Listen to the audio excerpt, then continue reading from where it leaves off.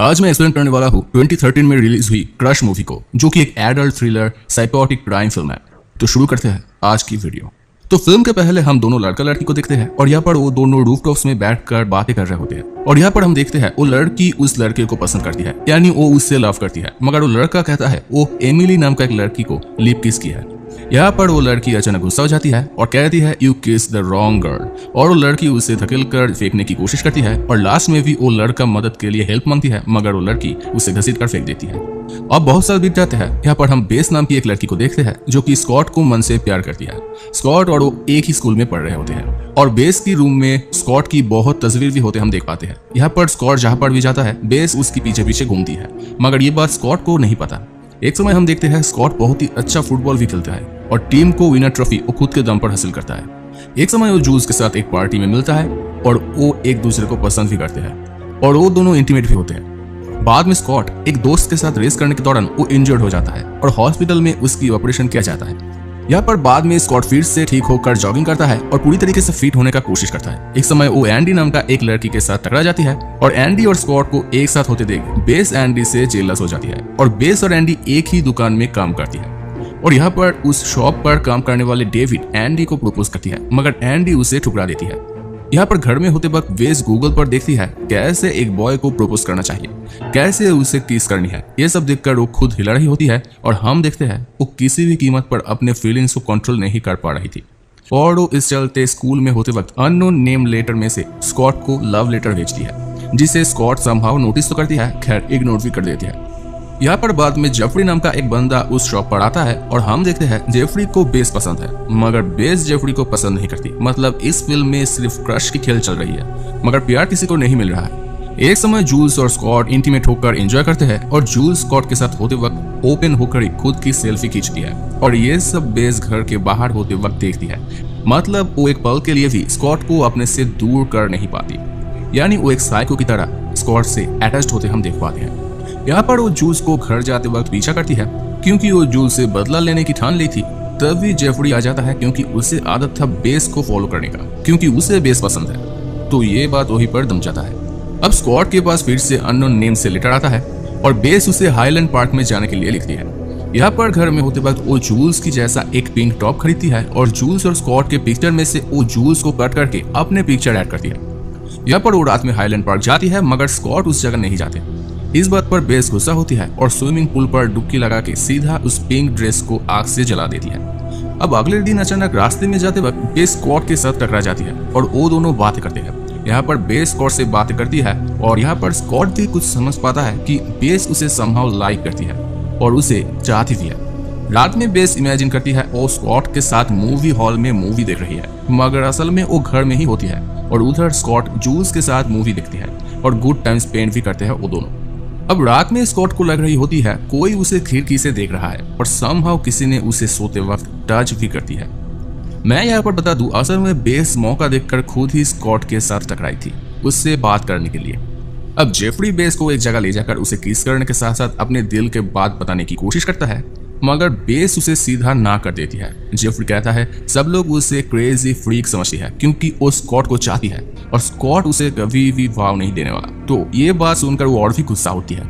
अब रात में कोई आके जूल्स के घर पर हिज माइंड लेके जाती है और यहाँ पर वो दोनों हैरान होते हैं आखिरकार ये कौन है। अब एक कॉफी शॉप पर स्कॉट जाता है और उसके साथ उसकी एक पुराना स्कूल मैडम फ्लर्ट करने की कोशिश करती है और वो दोनों बातें करते हैं। और जब वो जा रहा था तभी वहाँ पर बेस होते हैं एंडी और डेविड के साथ। यहाँ पर बेस उसे पूछती है कि क्या वो उस मैडम को पसंद करती है। तब स्कॉट समझ जाता है उसे बेस ने ही लव लेटर्स भेजी थी, तो वो उसे उसकी लाइफ और उसकी गर्लफ्रेंड की लाइफ से दूर चले जाने के लिए कहती है। ये सुनकर बेस अंदर से टूट जाती है और एंडी उसे संभालती है, कहती है क्रश को पाना उतना आसान नहीं है क्योंकि क्रश हर्ट्स। अगले दिन जब वो मैडम एक्सरसाइज कर रही होती है तभी वो एक सुनसान जगह पर जॉगिंग के लिए जाती है और किसी ने उसे घायल करके मार देती है। बाद में इस बार जब डेविड एंडी को प्रपोज करती है तब एंडी उसके प्यार को एक्सेप्ट कर लेती है और ये देखकर बेस जल जाती है। वो कहती है उसे तो अपना लव मिल गई है, मगर वो अभी भी प्यासी सिंगल है, तो वो एंडी को घूर रही होती है। अब जब स्कॉट अकेला स्विमिंग पूल पर स्विमिंग कर रहा था तभी उसकी फोन को किसी ने पानी में फेंक देने से फोन की कंडीशन खराब हो जाता है और वो फोन पूरी तरीके से डेड हो जाता है। अब वो लैपटॉप पर देखती है जूल्स अपने प्राइवेट पार्ट्स की फोटो पब्लिक करी हुई है और वो पब्लिक हुई है स्कॉट के फोन से। मतलब किसी ने उसकी फोन को यूज करके ये कांड किया है और इंसान स्कॉट के साथ जुड़ चुका है। वो जूल्स से मिलने के लिए जाती है मगर जूल्स उसे ही दोषी मानती है। अब वो बेस के पास जाकर उसकी मां बहन करना शुरू कर देता है और उससे एक सिक साइको कहता है, जिससे जेफरी उसे कहता है जूल्स से तो वो अच्छा ही है, वो तो अपना sensitive body parts publicly show नहीं करती। इससे स्कॉट गुस्सा होकर उसे मारकर चला जाता है। अब जूल्स स्कॉट बेस एक पार्टी पर जाते हैं मगर जूल्स स्कॉट से बात तक नहीं करती और बेस जूल्स को घूर रही होती है और उसे देखकर लग रही होती है वो जस्ट एक मौका ढूंढ रही है जूल्स को मारने की। अब एक समय जब ड्रिंक्स पी के जूल्स सो रही होती है तभी किसी ने उसे जान से मारने की कोशिश करती है और स्कॉट आके उसे बचा लेता है। यहाँ पर तब स्कॉट उसे उसकी घर पर ड्रॉप करती है और अब जूल्स को भी समझ आ गई थी आखिरकार बेस ही ये सब कुछ की मास्टरमाइंड है। तभी स्कॉट बाइक कर घर जा रहा था और अचानक वो कार चलाते वक्त टेक्स्ट करते समय एंडी को जाके धक्का दे देता है और एंडी की पैर पर गहरा चोट लगती है और इसलिए वो एंडी को उसकी घर ड्रॉप करती है और वो एंडी को फर्स्ट एड भी करता है और ये ही इस मूवी की असली पार्ट है। इस बार एंडी स्कॉट को घायल कर देती है और तब हम जान पाते हैं असल में उसने खुद ही स्कॉट को धक्का दी थी। उसने ही वो मैडम को मारी थी, स्कॉट की फोन से जूल्स की बॉडी को एक्सपोज की थी और वो खुद इंजर्ड होने की एक्टिंग करके कार के सामने टकराई थी, क्योंकि वो ही असल में वो लड़की थी जिसने पहले में उस लड़के को जान से मारी थी। तब तो खा गया ना धोखा। बेस डीपली स्कॉट को चाहती है मगर ये सब करना में असल में एंडी ही कर रही होती है। अब एंडी रोज के सहारे बिस्तर सजाती है और स्कॉट के साथ गुड टाइम स्पेंड करना चाहती है। तभी स्कॉट उसे धकेलकर भागने के लिए जाती है मगर एंडी उसे इंजर्ड कर देती है और यहाँ पर उस समय जेफरी स्कॉट के हाथों मार खाने के लिए बेस जेफरी को पसंद करने लगती है और बेस और जेफरी एक दूसरे के साथ अटैच्ड होते हम देख पाते हैं। और उस समय एंडी स्कॉट को इंजेक्शन देकर बेहोश करके उसके साथ शारीरिक संबंध बनाती है, यानी इंटीमेट होती है। फिर वो फिर से शॉप पर जाके बेस को कहती है वो कुछ दिन के लिए काम से छुट्टी ले रही है। बाद में एंडी घर में होते वक्त डेविड उसे मिलने के लिए जाता है मगर एंडी उसे कहती है वो और इस रिलेशन को कंटिन्यू नहीं करना चाहती, मगर डेविड उसे समझाने का कोशिश करता है और अहम वक्त पर वो डेविड को नाइफ से मार देती है। यहाँ पर अब बेस भी एंडी से मिलने के लिए जाती है और जेफरी का तो काम ही है बेस का पीछा करना, तो वो ही करता है और बेस एंडी के घर पर ब्लड के निशान को देखती है और तभी उस समय एंडी स्कॉट को उसकी एक स्केच ड्रॉ करने के लिए कहती है और स्कॉट वही करता है और बातों ही बातों में वो एंडी को इंजर्ड करके भाग रही होती है। तभी बेस उसे देख लेती है और एंडी उस जगह आकर वो दोनों के ऊपर हमला करती है, मगर अहम वक्त पर जेफरी आकर एंडी को रोकती है और स्कॉट और जेफरी उसे इंजर्ड कर देती है।